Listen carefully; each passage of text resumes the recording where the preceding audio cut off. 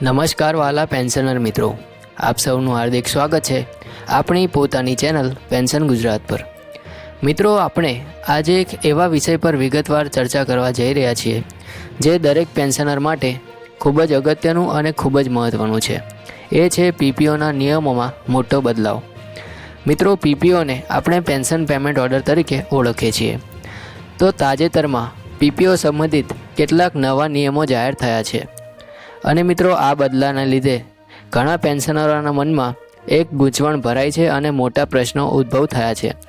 એમને લાગે છે કે શું હવે પેન્શનની રકમમાં કોઈ ફેરફાર થશે, કે પછી શું પેન્શન મેળવવામાં મુશ્કેલી આવશે, કે પછી ફક્ત પ્રક્રિયામાં સરળતા આવશે। તો મિત્રો, આ બધા સવાલોના જવાબ આપણે તમને આ વિડીયોમાં આપી દઈશું। મિત્રો, સૌથી અગત્યનો મુદ્દો પેન્શન પર શું સીધી અસર થશે એ હું તમને છેલ્લે જણાવીશ, એટલે વિડીયોને અંત સુધી જરૂરથી જોડાયેલા રહેજો। તો મિત્રો, એ પહેલાં જો તમે અમારી ચેનલમાં નવા હોય તો આ ચેનલને જરૂરથી સબસ્ક્રાઈબ કરી લેજો, કારણ કે મિત્રો, આ ચેનલ પર અમે દરરોજ પેન્શનર અને સરકારી કર્મચારીઓને લગતી તમામ માહિતી લાવતા રહીએ છીએ।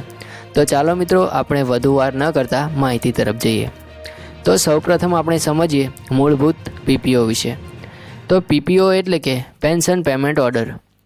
નિવૃત્તિ પછી કોઈ પણ કર્મચારીને પેન્શન મેળવવા માટે સરકાર જે દસ્તાવેજ આપે છે તેને પીપીઓ કહેવામાં આવે છે।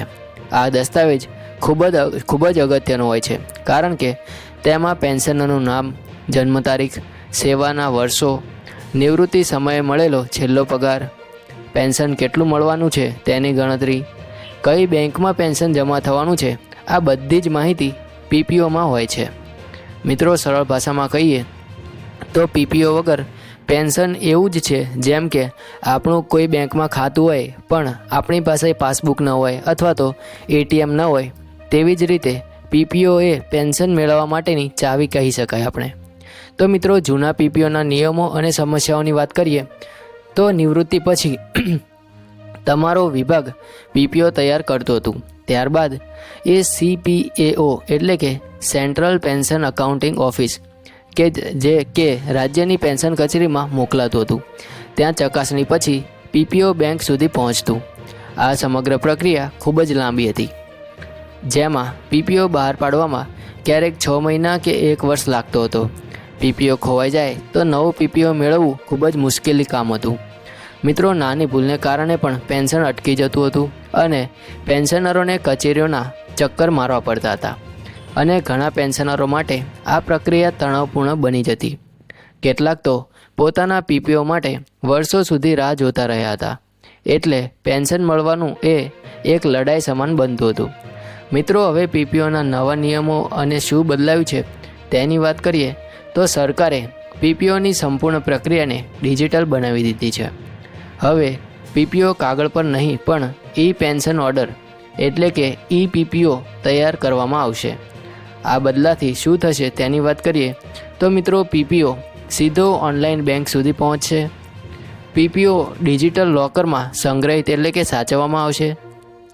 પેન્શનર પોતે પોતાના પીપીઓ નંબર વડે ઓનલાઈન ચકાસણી કરી શકશે અને મિત્રો, જો પીપીઓ ખોવાઈ જાય તો તાત્કાલિક ડાઉનલોડ પણ કરી શકાશે, જેથી આપણે પેન્શન મેળવવામાં તકલીફ ન પડે અને તેમજ પીપીઓ બહાર પાડવામાં લાગતો સમય પણ ઘણો ઘટી જશે અને ઓછો થઈ જશે। મિત્રો, આ નવી વ્યવસ્થા પેન્શનરો માટે મોટી રાહત કહી શકાય। તો મિત્રો, પીપીઓના નવા નિયમોના ફાયદા વિશે વાત કરીએ તો આ સુધારાથી પેન્શનરોને ઘણા ફાયદા થવાના છે, જેમ કે ઝડપી સેવા। મિત્રો, પીપીઓ સીધો ઓનલાઈન બેંક સુધી પહોંચશે એટલે પેન્શન શરૂ થવામાં વિલંબ નહીં થાય, દોડધામ નહીં થાય, હવે કચેરીઓના ચક્કર મારવાની જરૂર નહીં પડે। ત્રીજો સુધારો એ છે કે સુરક્ષા, જેમાં પીપીઓ ગુમાવવાની ચિંતા નહીં રહે, કારણ કે હંમેશા ડિજિટલ લોકરમાં ઉપલબ્ધ રહેશે અને ડિજિટલ રહેશે। અને મિત્રો, પારદર્શિતા વધશે, પેન્શન હિસાબમાં ભૂલો ઘટશે। પરિવાર પેન્શન સરળ, જેમાં મિત્રો પેન્શનરના અવસાન પછી પરિવાર પેન્શન માટે પીપીઓ તરત ઓનલાઈન મળી જશે। સરળ શબ્દોમાં કહીએ તો હવે પીપીઓ પેન્શનરોને લઈને ચિંતા કરવાની જરૂર નથી। પેન્શનરોને પીપીઓ વિશે કોઈ પણ ચિંતા કરવાની જરૂર નથી। મિત્રો, પીપીઓ નંબર હવે વધુ અગત્યનો બની ગયો છે। જેમ આધાર કાર્ડમાં 12 અંક હોય છે તેમ પીપીઓમાં પણ એક યુનિક નંબર હોય છે. આ નંબર વડે બેંક, સીપીએઓ અને પેન્શન વિભાગ પેન્શનરને ઓળખ કહી શકાય. એટલે કોઈ પણ અરજી કરવી હોય, કોઈ પણ સુધારો કરવો હોય અથવા તો પીપીઓ ટ્રાન્સફર કરવું હોય, આ બધું પીપીઓ નંબર વગર શક્ય નથી. એટલે પીપીઓ નંબર એ તમારા પેન્શન જીવનની લાઇફલાઇન કહી શકાય. હવે મિત્રો વાત કરીએ કે આ નવા પીપીઓ નિયમો સૌ કેન્દ્ર સરકારના પેન્શનરો પર લાગુ થશે, જેમાં સિવિલ પેન્શનરો, ડિફેન્સ પેન્શનરો, પરિવાર પેન્શન મેળવનાર એટલે કે ફેમિલી પેન્શનવાળા, આ બધા જ જો રાજ્ય સરકારો પણ આ સિસ્ટમ અપનાવે તો રાજ્યના પેન્શનરોને પણ સીધી અસર થશે. ગુજરાત રાજ્યના પેન્શનરો માટે પણ આ સિસ્ટમ આવનારા સમયમાં ખૂબ જ ઉપયોગી બનશે. મિત્રો, આ સુધારાથી પેન્શનરોને ઘણા ફાયદા થયા છે. અને મિત્રો, દરેક બદલાવ સાથે કેટલીક મુશ્કેલીઓ પણ આવે છે. તો નવા પીપીઓના નિયમોના કારણે કઈ મુશ્કેલી આવી છે તેની વાત કરીએ તો વરિષ્ઠ નાગરિકોને મોબાઈલ કે કમ્પ્યુટર પર પીપીઓ જોવામાં મુશ્કેલી પડશે. નાના ગામડાની બેંકોને તાલીમ આપવાની જરૂર પડશે. ટેકનિકલ ખામીઓ ક્યારેક વિલંબ પેદા કરી શકે છે. પણ જેમ આપણે ચેકમાંથી એટીએમ કાર્ડ અને પછી યુપીઆઈ શીખી ગયા, તેમ પીપીઓની નવી ડિજિટલ સિસ્ટમ પણ ધીમે ધીમે સરળ બની જશે.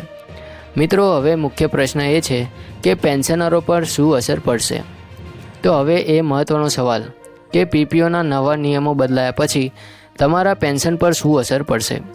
તો સ્પષ્ટ શબ્દોમાં કહું તો તમારા માસિક પેન્શનની રકમમાં કોઈ પણ પ્રકારનો ફેરફાર થતો નથી. તમને જેટલું પેન્શન મળવાનું છે તેટલું જ મળશે. પણ હા, તે સમયસર મળશે, ભૂલો ઓછી થશે અને મિત્રો, પીપીઓ ગુમાવવાની કોઈ ચિંતા નહીં રહે. પરિવાર પેન્શન સરળતાથી શરૂ થશે, અર્થાત પૈસામાં નહીં પરંતુ સુવિધામાં વધારો થયો છે. મિત્રો, નિવૃત્તિ પછી પેન્શન આપણા જીવનનો આધાર હોય છે. પેન્શન ફક્ત રૂપિયા નથી, એ આપણા જીવનભરના પરિશ્રમનો પુરાવો છે. ઘણા વરિષ્ઠ નાગરિકો માટે પેન્શન જ એકમાત્ર જીવન આવક હોય છે. પીપીઓ એ અધિકારનો પુરાવો છે. સરકાર દ્વારા પીપીઓને ડિજિટલ બનાવવાનો આ નિર્ણય પેન્શનરો માટે આશીર્વાદ સમાન છે. હવે કોઈ પણ પેન્શનરને પોતાના અધિકાર માટે કચેરીઓમાં દોડધામ કરવાની જરૂર નહીં પડે. મિત્રો, યાદ રાખજો, પેન્શન માગવું નહીં પડે, એ તમારો હક છે. પીપીઓ એ હકને સુરક્ષિત રાખવાની ચાવી છે. મિત્રો, જો તમને આ માહિતી ઉપયોગી લાગી હોય તો ચેનલને સબસ્ક્રાઈબ કરજો, વિડીયોને જરૂરથી લાઇક કરજો અને શેર કરવાનું ભૂલશો નહીં, જેથી વધુમાં વધુ પેન્શનરો સુધી આ માહિતી પહોંચી શકે. તમારું એક શેર પણ કોઈ નિવૃત્ત પેન્શનરને પોતાના અધિકાર વિશે માહિતગાર કરી શકે છે. તો ચાલો મિત્રો, સૌને આપણે માહિતગાર બનાવીએ. અને મિત્રો, અમારી આ ચેનલ સાથે જોડાયેલા રહો, કારણ કે આગામી વિડીયોમાં પણ અમે પેન્શન સંબંધિત મોટા અપડેટ્સ લઈને આવવાના છીએ. ત્યાં સુધી સ્વસ્થ રહો, સુખી રહો અને યાદ રાખજો, પેન્શન એ અધિકાર છે, ભીખ નથી. મળીશું આવી જ માહિતી સાથે. ત્યાં સુધી જય હિન્દ, વંદે માતરમ.